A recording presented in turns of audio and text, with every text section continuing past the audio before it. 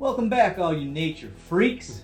What's going on? Dave and Jeremy once again enjoying the luxury of our eco lair, where today we are going to be talking about and comparing the alligator snapping turtle and the common snapping turtle.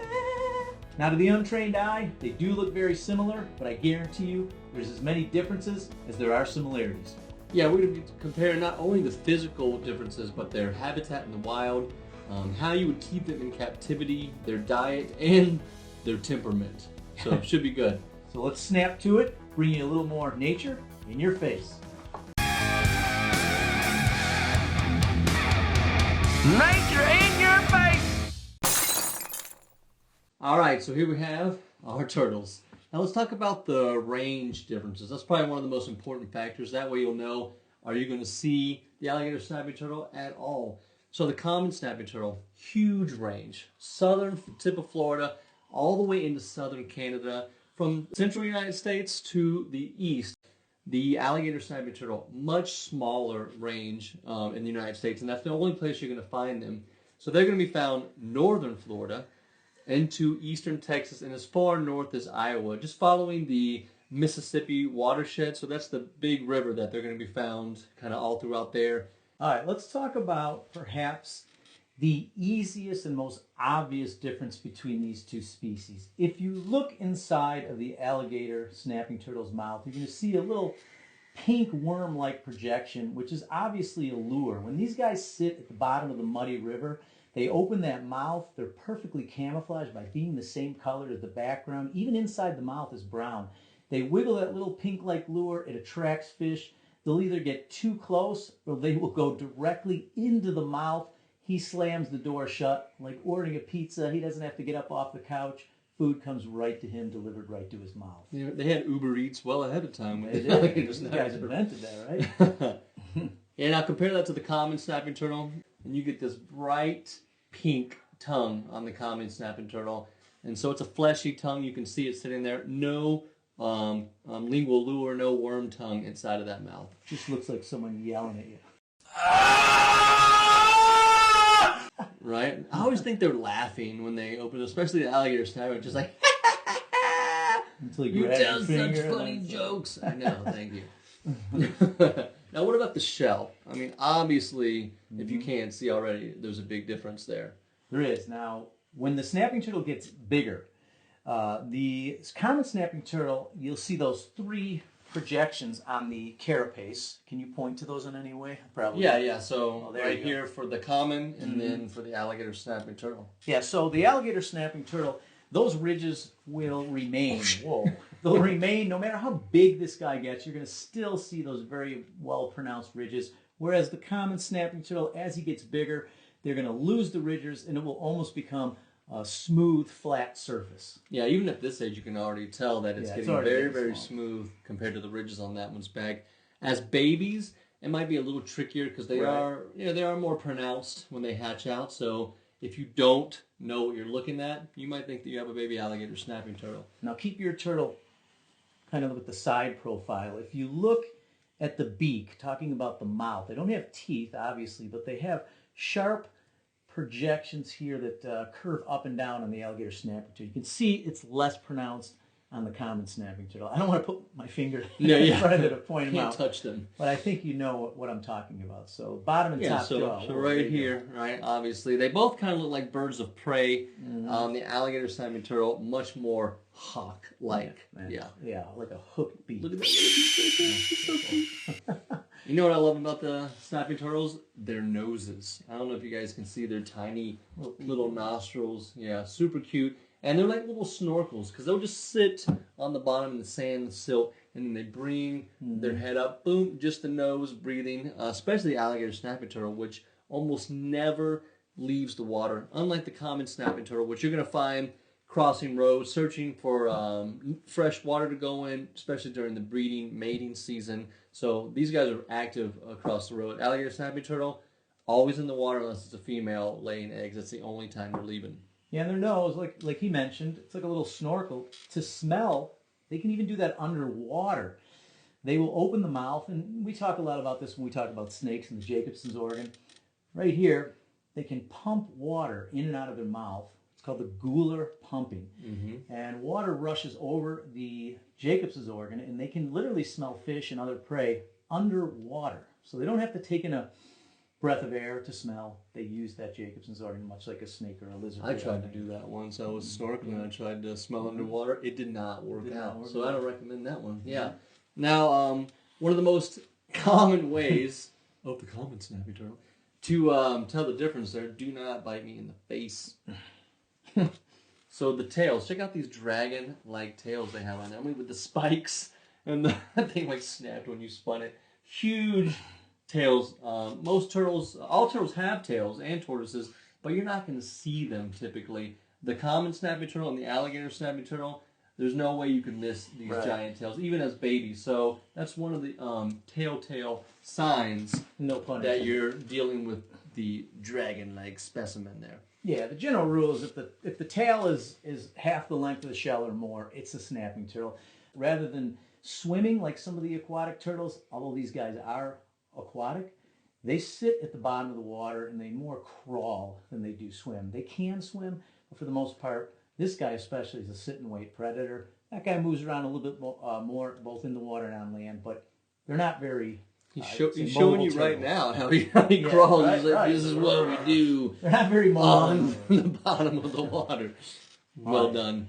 Now, if you can see, Dave's alligator snapping turtle is reaching out. It's got his neck fully extended. And you saw a minute ago when this thing snapped. The neck difference there, too, is a way to tell the difference. The alligator snapping turtle, small, short neck. Now, obviously, I'm not saying get close enough to the face to tell.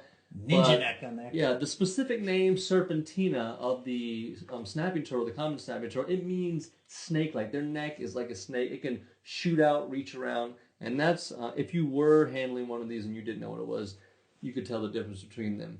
Yeah, you do not want to. If you don't know, let's say you're in the range of both of these turtles, the worst thing you could do is try to pick them up by the shell. Now, you don't want to pick them up by the tail either. If you want to move one off the road, you should probably, if you have a thick boot on, maybe from the back, slide it off the road. But if you pick it up by the back of the shell thinking it can't reach you, that snapping turtle, the common snapping turtle, can literally, almost like your arm, I wish I could show them this, but put your arm to your back and reaching over. They can, yes, that's what they can do, and grab a finger. A lot of people will get bit by snapping turtles thinking that they can't reach their fingers by grabbing the middle of the shell, and actually they can. So it's not a safe way to pick one up. So the very back of the shell, you just did it a little bit. That's okay, but obviously if you don't know the range of the animal, then yeah, you could definitely get bit. Also, Dave talked about never using the tail to pick them up, and that's because their spine, the vertebrae, go from the shell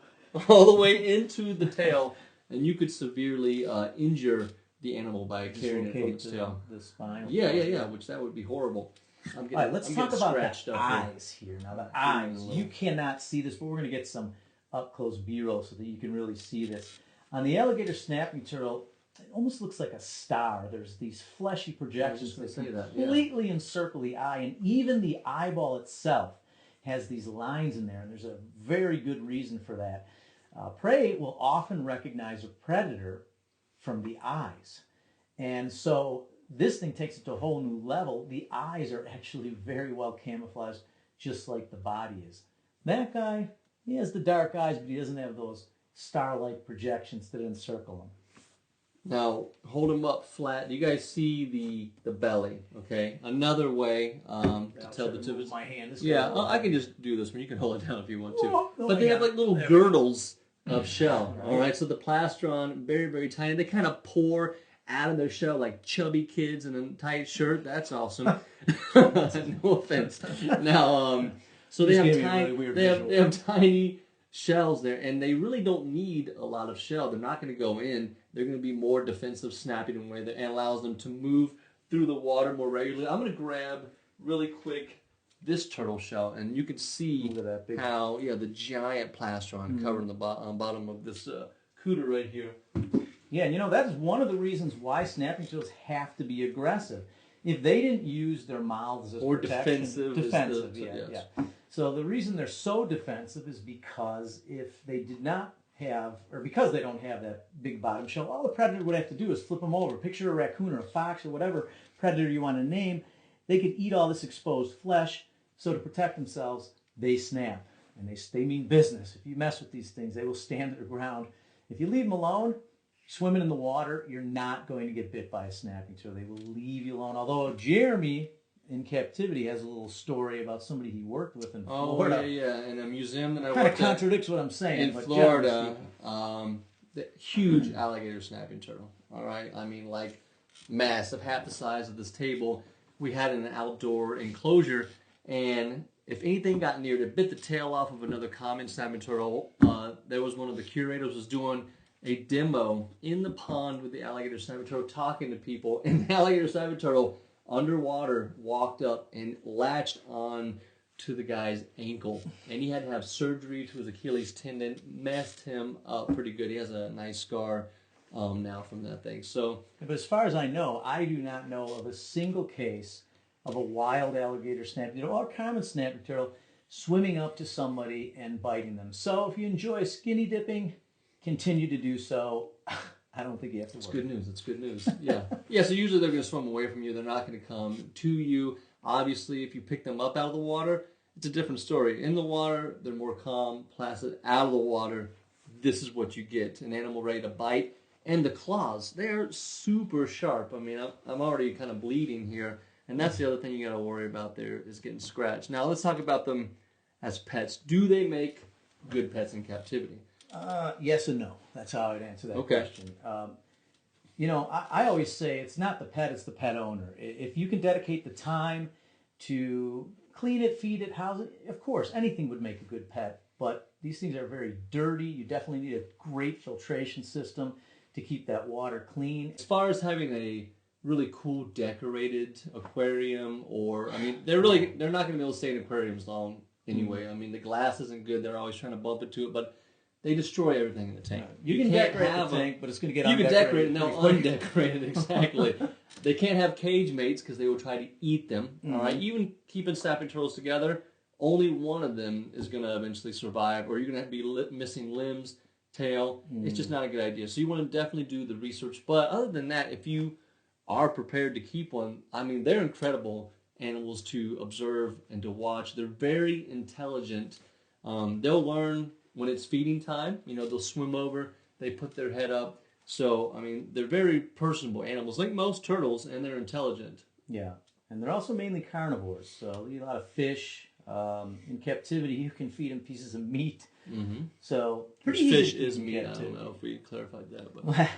But What I mean is like chicken. If you've seen Yeah, people feeding exactly. beef, so things that we would eat, they can eat. But in the wild, their main diet would, for this guy especially, would be fish. But they also can take plants. So when they're the younger, common snapping turtles will definitely, eat plants. Other turtles, like we mentioned, invertebrates, birds. I mean, the alligator snapping turtle, if it moves near them, it's game on. They'll eat smaller alligators, even raccoons. known to eat armadillos. How Armadillos. ridiculous is that? How does this thing eat an armadillo? That's crazy. Who eats an armadillo? For real, okay? It's one shelled animal eating another. So, I mean, if you it's getting guys heavy. have any It's pet getting snapping heavy. turtles, Lambs are killing. we'd love to hear about it. I want to know their names, all right? This is Brutus, all right? That's the name of this common snapping turtle, and that's Raphael. Now wait a minute, hold on. I like Raphael Listen, because it's the angry snapping turtle. anybody who grew up in the late 70s, early 80s knows about the Ginsu knives. So the original name of this guy was Ginsu. He didn't like it, so he changes it to Raphael. I made it more relevant. Hey, how about this? Cool. How about in the comments, I want to know Ginsu or Raphael. Now come on, if you've never heard of the Ginsu knife, just YouTube Ginsu and you're going to see the old commercials. Yeah, They were very funny. TMNT or I can chop a penny in half. Who Come on. cares? Raphael, the most unoriginal name. Right? It's like No one naming can your pet even shark name Jaws. a It's like, work of come on. art by Raphael, the artist. Anyway, I have no idea what he did. All right. Well, I guess, is that a wrap on our I turtle? mean, that's a wrap. Hope you guys enjoyed seeing these awesome animals. And if you have any questions, leave the comments. If you haven't subscribed, definitely do it so you can see a little more animals and get a little more nature in your face. And you know what? If you guys would like to see a wild snapping turtle, the best time in another 6 or 7 weeks during the springtime, the common snapping turtles in this area are going to be out of the water. They're going to be digging holes, laying their eggs. I guarantee you, if you visit some forest preserves, get on those bike trails, you have a great chance of witnessing what we're talking about with these snapping turtles. And if you cannot, we have a video of a common snapping turtle laying eggs, and that'll be linked at the end of this video. Feel free to click on it and continue to watch and get more turtle time. All right, guys. Peace out. We'll see you on the next episode of Nature in Your Face. Turtle time!